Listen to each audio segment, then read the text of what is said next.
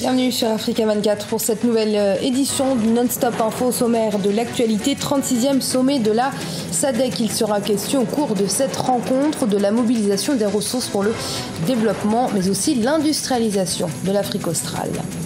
Le gouvernement burkinabé a besoin de 9,5 milliards de dollars pour mettre en œuvre son plan de développement quinquennal. Deux secteurs seront prioritaires, celui des mines et de l'agriculture. Et de jeunes Éthiopiens tentent de maintenir en vie le festival Boué, une fête traditionnelle au cours de laquelle les aînés sont chantés et célébrés, mais qui est en voie de disparition depuis quelques années. Le 36e sommet des chefs d'État et de gouvernement de la communauté de développement de l'Afrique australe, la SADC, se tient à partir de ce 30 août à Mbabane, au Swaziland. Au cours de cette rencontre, les pays membres prévoient de renouveler leur engagement dans la mobilisation des ressources en vue de l'industrialisation de la sous-région. C'est un sujet qui nous a été préparé par Deo Gracias Podo. Après la rencontre de Gaborone au Botswana, le 36e sommet ordinaire des chefs d'État et de gouvernement de la communauté de développement de l'Afrique australe, SADC, se tiendra les 30 et 31 août 2016 à Mbabane, capitale du Swaziland. Placé sous le signe de la mobilisation de ressources pour les investissements dans les infrastructures et pour une industrialisation inclusive et prospère de la région, ce sommet permettra de réévaluer les projets de développement en cours et en perspective au niveau des États membres. Nous devons continuer à promouvoir l'exportation de sorte que nos différents pays puissent poursuivre leur chantier de développement pour le bien de nos populations.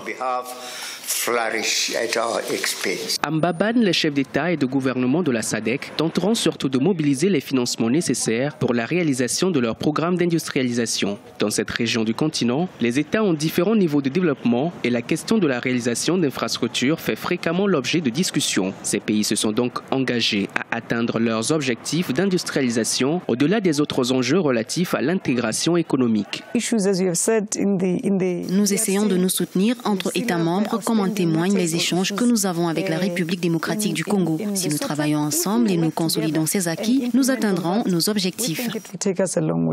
Le 36e sommet des chefs d'État et de gouvernement de la SADC se tiendra sous l'égide du président entrant, Sa Majesté le roi Mswati III de Swaziland. La communauté de développement de l'Afrique australe regroupe l'Angola, l'Afrique du Sud, le Botswana, la République démocratique du Congo, Madagascar ou encore le Zimbabwe. En Libye, 1 millier de soldats des forces du gouvernement d'Union nationale sont entrés dans les 2 derniers quartiers de la ville de Sirte, encore contrôlés par les terroristes de Daesh. L'objectif étant bien évidemment de les chasser définitivement de cette ville, considérée comme le bastion de l'État islamique en Libye et le 3e chef du groupuscule après Raqqa en Syrie et Mossoul en Irak. On fait le point avec ce sujet de Mélina Bokassa. Sirte a 2 quartiers de la libération finale. Ce dimanche, quelques 1000 soldats ont été mobilisés afin d'expulser totalement les djihadistes présents dans la ville de Sirte. Ils ne tiennent plus que 2 quartiers de la ville côtière à l'est de Tripoli, en grande partie reprise par les forces du gouvernement d'Union nationale depuis le début du mois de juin 2016. Nos forces sont entrées dans les 2 derniers quartiers de Daesh à Sirte. L'ultime bataille de Sirte a commencé. Dans cette bataille, 21 cas de décès et 120 blessés ont déjà été annoncés. Et pour se défendre, les soldats loyalistes utiliseraient toutes sortes d'armements, notamment de l'artillerie lourde, afin d'évincer définitivement les djihadistes qui, eux, ont lancé plusieurs voitures à la bombe piégée en retour. C'est une situation très déstabilisatrice que vit aujourd'hui la Libye depuis la chute de Muammar Kadhafi le 20 octobre 2011. Et donc, depuis, nous avons le mouvement État islamique qui se structure et qui occupe des parties importantes de la Libye, notamment Sirte. Mais actuellement, aujourd'hui, on voit que l'offensive du gouvernement national des armées, donc le GNA, de la Libye pro-gouvernementale, ces forces-là sont en train de prendre le dessus, notamment à Sirte. Les 2 derniers quartiers actuellement, selon les informations dont nous disposons, où siège l'État islamique, sont sous le feu de l'armée pro-gouvernementale libyenne. À coup sûr, on peut avoir une victoire, mais d'étape. C'est une bataille qui sera peut-être remportée dans les prochains jours ou prochaines semaines, mais la guerre est loin d'être achevée. La reprise totale de la ville, située à 450 km à l'est de Tripoli, représenterait une véritable défaite pour l'État islamique qui en avait pris le contrôle depuis juin 2015. L'organisation djihadiste en avait fait la base même de son expansion en dehors de la Syrie et de l'Irak. Au Cameroun, le plan national de développement de l'économie numérique vise à accroître les infrastructures de télécommunications à travers tout le territoire pour accélérer le développement économique et social des populations. Un plan qui nécessite aujourd'hui un investissement d'un montant d'environ 600 milliards de francs CFA. Et le gouvernement burkinabé a lui aussi besoin de financement, plus précisément 9,5 milliards de dollars pour mettre en œuvre son plan de développement quinquennal et atteindre ainsi un taux de croissance économique d'environ 7,3% d'ici à 2020. Pour y parvenir, l'accent sera mis sur les secteurs clés que sont les mines et l'agriculture. Ilette Mirabel-Bissou.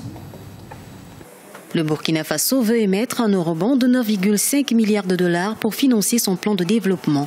Rappelons que le plan de développement 2016-2020 est estimé à 21,5 milliards de dollars, soit 12 850,2 milliards de francs CFA.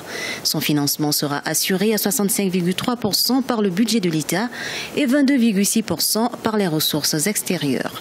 Les 12,1% restants devraient être mobilisés dans les jours à venir par l'émission d'emprunts obligataires sur le marché financier de l'UEMOA ainsi que par le partenariat public-privé. L'émission de cet eurobond annoncé entre dans le cadre de la relance de la croissance économique nationale. Nous avions besoin de 9,5 milliards de dollars pour mettre en œuvre un plan de développement quinquennal. Et c'est pour cette raison que le gouvernement va rencontrer les bailleurs de fonds et envisage de lever des fonds sur le marché régional ou d'émettre un eurobond. Le plan de développement va s'appuyer sur les projets agricoles et les mines qui constituent deux principales sources de revenus du Burkina Faso. Le secteur agricole devrait atteindre un taux de croissance du PIB de 5,9% en 2016.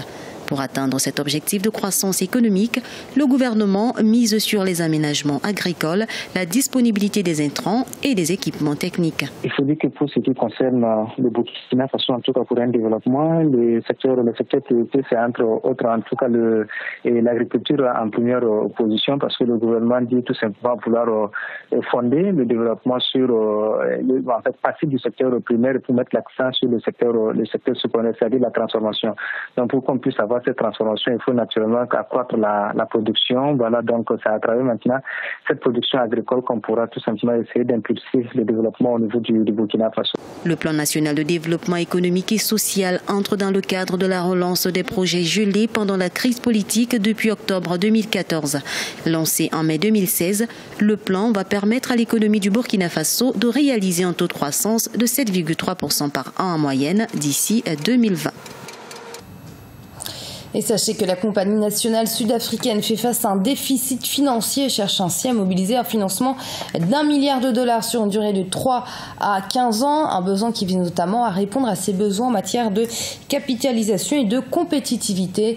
La compagnie aérienne sud-africaine assure tout de même être en mesure de régler les prochaines échéances de sa dette. Le festival Boué est une tradition éthiopienne où les jeunes garçons font du porte-à-porte en chantant et dansant afin d'honorer leurs aînés, une fête très importante pour la communauté orthodoxe éthiopienne. Et pourtant, au fil des années et au gré de la transformation des grandes villes, cette tradition s'est quelque peu trouvée en voie de disparition. Olivia Diaré-Doboué. Pendant plusieurs semaines, durant le mois d'août, de jeunes Éthiopiens se déguisent et interprètent des chants en faisant du porte-à-porte à travers le pays. En retour, ces garçons obtiennent du pain frais, appelé moulmoul. Le festival, surnommé Boué, tire ses origines de l'église orthodoxe éthiopienne. Il s'agit d'une célébration qui marque la transfiguration de Jésus sur le mont Tabor. J'ai commencé à participer à Boué quand j'avais 14 ans. Je suis très excité quand la période de Boué arrive car c'est la commémoration de Jésus apparaissant dans une lumière surnaturelle. Nous célébrons Boué en menant des activités très intéressantes. Boué est aussi une tradition par laquelle est rappelée aux jeunes la nécessité de valoriser l'héritage des générations plus âgées.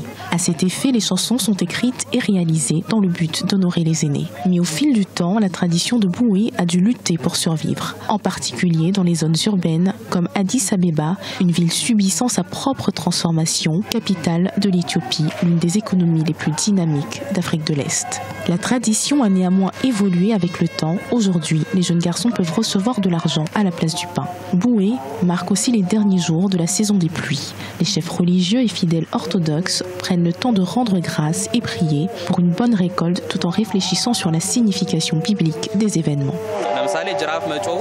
Le fouet fissuré représente le bruit du tonnerre entendu dans le ciel. Nous allumons plus tard un feu de joie pour représenter la lumière qui irradiait quand le Christ est apparu. Le pain représente le pain que les mères ont pris à leurs jeunes bergers qui sont restés à la fin pensant qu'il faisait jour, mais c'était en fait l'apparence surnaturelle du Christ. Toutes les activités culturelles que vous voyez par rapport à Boué ont leur origine dans la religion. L'Église orthodoxe éthiopienne est l'une des plus grandes dénominations chrétiennes de l'ère précoloniale. Elle compte entre 40 et 45 millions d'adeptes en Afrique subsaharienne. Son écrasante majorité vit en Éthiopie. Et ce journal a été préparé par l'ensemble de la rédaction. Merci d'avoir suivi. Restez sur Africa 24. Dans un instant, une nouvelle édition de l'information.